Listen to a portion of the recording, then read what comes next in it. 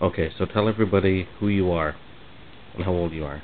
My name's Barb, and I am 43 years old. And you're here today because you want to let everybody know about your epilepsy. Yes? Yes. Okay. How old were you when you were first diagnosed with having epilepsy? 35.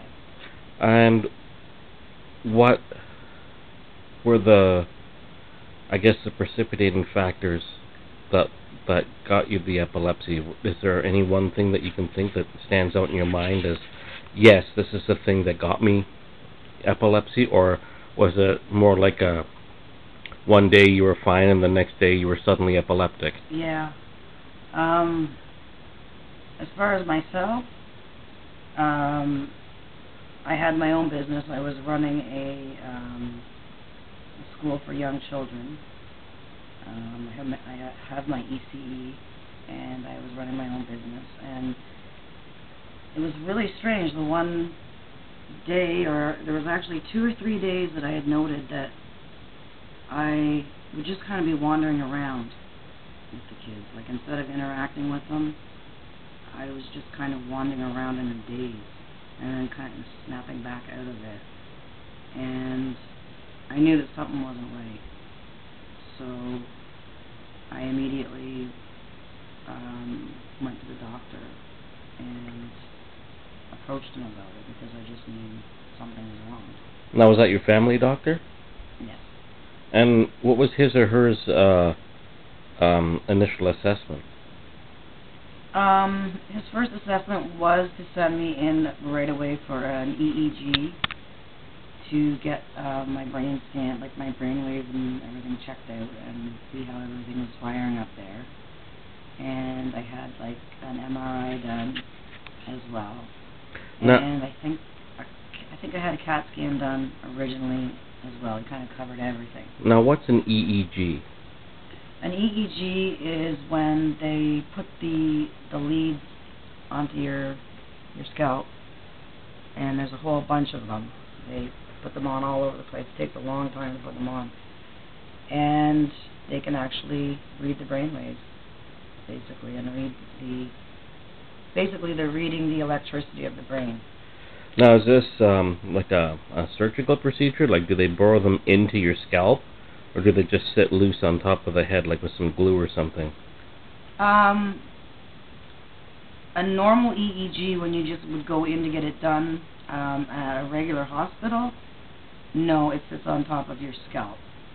However, further on down the road in this process, I did have a surgical procedure where I had the scalp subdural surgically implanted, where they actually lift the scalp up and implant the subdural electrodes right onto the surface of the brain, and that way they can get a much better reading of what's going on in there. I see. And how long after this until you had like your first blown grand mal seizure? I understand that isn't really the term that's used anymore. Do they call that a tonic-clonic seizure for a grand mal now? Yes. How long after you were diagnosed did you have your first grand mal? Do you remember? My short-term memory is horrid. Between the medications I take, the major side effect of most of them being short-term memory loss, and the area of the brain where my seizures come from, affects my short-term memory, so pretty bad. So I have to bear with me, but I think I have quite a few different types of seizures, so I think it was probably within the first few months or so that I had grand mal. Now, you had once recounted to me a time when you were downtown and you had a seizure, and that was a grand mal. Yes. What were the people's attitudes like when this overtook you? Because there isn't really any kind of a warning sign that it's about to happen, except for what you call an aura, like almost like a feeling that something is going to happen. What were the attitudes of the people that found you? Because this is obviously happening in a very public place. there's probably, you know, lots of people around. What were their attitudes like? Yeah, this was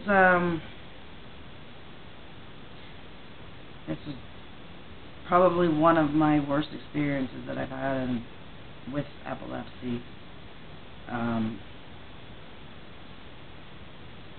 Makes me really angry, actually, but what had happened was I was coming down a set of stairs, and it was at a public mall downtown, and I could feel it coming on as I was getting down, like coming down the stairs, and I was kind of grabbing for the person in front of me, but they obviously had no clue what was going on with me, and I couldn't speak.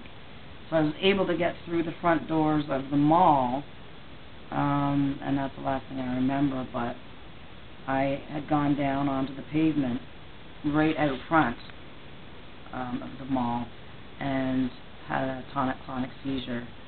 And when I woke up, there was paramedics there with me asking me all kinds of questions. And usually when you come out of a tonic-clonic, you're very, you know, out of it for a while, sleepy and tired and confused. Your speech is disoriented. You know, you're disoriented. And they mistook that for me being a drug addict. I think they called me a crack addict, and were quite rude and harsh with me, and I was given quite unkind treatment. I'll just put it that way. No, be graphic, because I think people need to know that ignorance exists even in the healthcare field. Because I wasn't able to speak and clearly speak to them, and they weren't taking the time to ask me questions, like the right questions. They just made the automatic assumption. She's a drug addict, I don't know what term to use. Coming down, or what's that charming phrase used? I don't know. Like having an attack, or I don't know, whatever, maybe overdosing or whatever. I see. They automatically just assumed that. They jumped to that assumption, threw me on the stretcher. I made it all the way into the emergency room. When I woke up, I was just in a bed, and nobody had it till that point even addressed the fact that I had epilepsy. And it wasn't till, I don't know, maybe 4 or 5 hours later when somebody actually came to the bed and I was able to verbalize and say, there's a list of medications in my purse that I'm on, and I have epilepsy.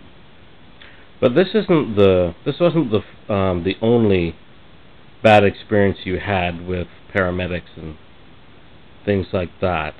I remember that you told me once, after your husband had passed away, that you were here by yourself and you had to go to the hospital, and there was some issue about your dog. That dog. Don't get up. Yes. I think there is some kind of rule about when paramedics come to your house and you have a dog, you need to restrain the dog, put it into another room. But if you're having a massive seizure, you aren't capable of functioning on that level. Is that correct? Is that safe to assume that? Yes. And my dog is very seizure aware. She can actually sometimes predict them coming before I can. So when I get into a pre-seizure state, or when I'm having a seizure, or afterwards, she's very protective of me. And if obviously strange people are coming into the house, she's not going to like it. She wasn't aggressive by any means. She was just, protecting her master. So basically you were a victim of bureaucracy. Yes. From a system that is supposed to be helping people. They're more concerned with, the bureaucratic red tape. Well, the rules and regulations, that's the way it is. Since when has life ever been black and white, or as simple as a rule book? Now, you've been living with this condition for almost 10 years now. And you recounted Well, first of all, your life hasn't exactly been an easy one. You lost your husband and your father literally within weeks of each other. And that must have been, quite a strain. Did it affect your seizures during that time? It was very stressful. For sure, it was very stressful. It was a hard time. Very, very hard time. My husband had cancer, and he was very young. He was 37 when he died. And the time from when he got sick and the time to when he passed away, you can't really put into words nursing your husband, and watching them slowly die. And because this was a man you thought you were going to grow old with. Yes. And then your father passed away a short time after. My dad hadn't been too well. He'd had a couple of strokes. I think it was the second stroke that he had just had, and with me being so busy with looking after my husband, because his one thing was he didn't want to go in the hospital. And I agreed to that, and I made him a promise that I would keep him at home and take care of him. So I was trying to do home care for him as best as I could. So I wasn't able to be here with him and get to my dad. So I still feel kind of I still feel a lot of sadness, but I guess a little bit of guilt that I didn't spend as much time with my dad as I could have, but I know that he understood because he knew how sick my husband was. So yes, definitely the stress is definitely a big factor in seizures. Did you notice an increase after that? I don't even remember it's funny, I don't even remember. I couldn't even tell you right now if I had a seizure. I mean, I know I did. I had plenty. Afterwards, yes. Oh, yes. Yeah, afterwards.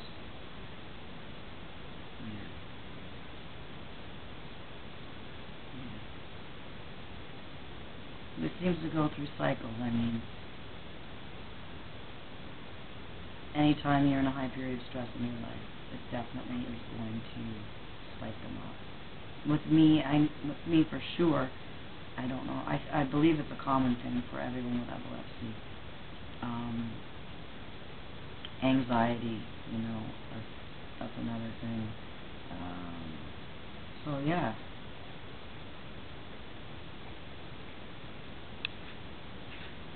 And how long ago has it been since your father and husband had passed away?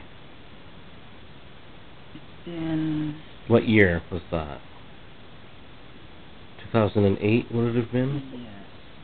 My short-term memory, yes, I have a thing with numbers, and it's so roughly one of my frustrating things, and it does actually literally drive me crazy because it's things that I need to remember. The most important things like birthdays, telephone numbers, important dates, and I don't know if it's the medications or the actual epilepsy, but yeah, it was 2008. So roughly 4 years ago. And my father passed away just shortly afterwards.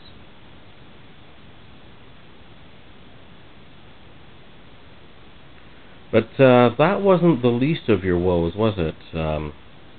A few years ago, I guess it was, you were in a debilitating snowmobile accident. What was that like? What was that? How did that happen, first of all? Well, lesson learned, stay off snowmobiles. I suppose another lesson learned is that you can't fly. Or you can fly, it's just that you need to work on your landing. Yeah. What happened? Basically what happened was I was a passenger, and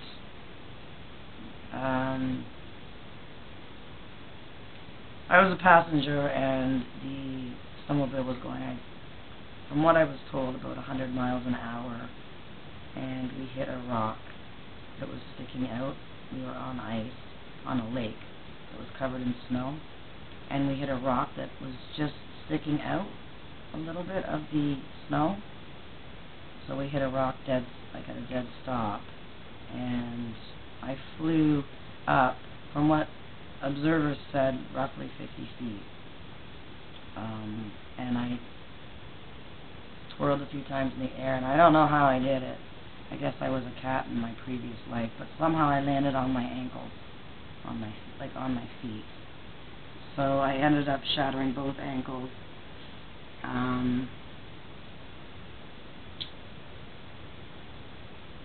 Yeah, both ankles. I'm sorry, I'm having some problem with my speech tonight. These things. Your shins, calves, yeah, well, ankles, calf bones. like you can see the scars here. There's a scar here. There's a scar here, a big scar here. And my femur, I had a compound fracture with this femur. So I did a really good job of myself. And so on top of the epilepsy, you had to have reconstructive surgery on your legs, yes?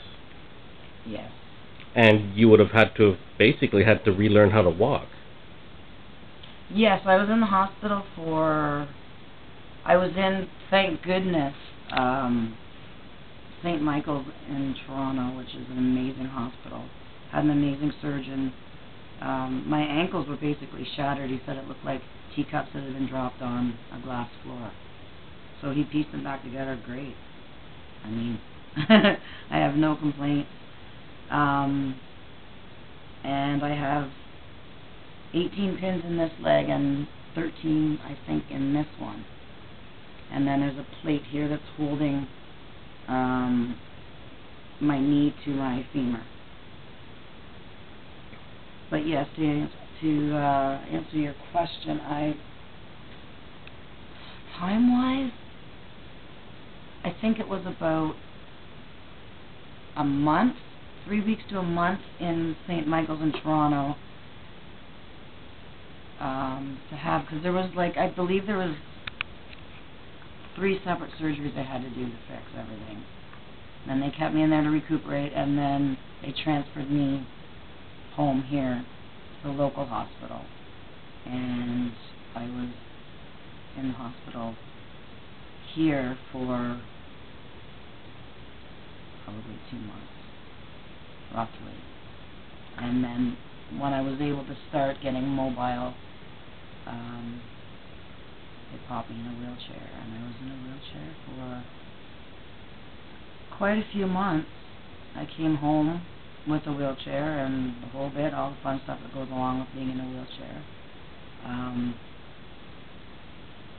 And let me tell you, I have all the respect in the world for people who are in wheelchairs, because it's a lot of work, and it's tough.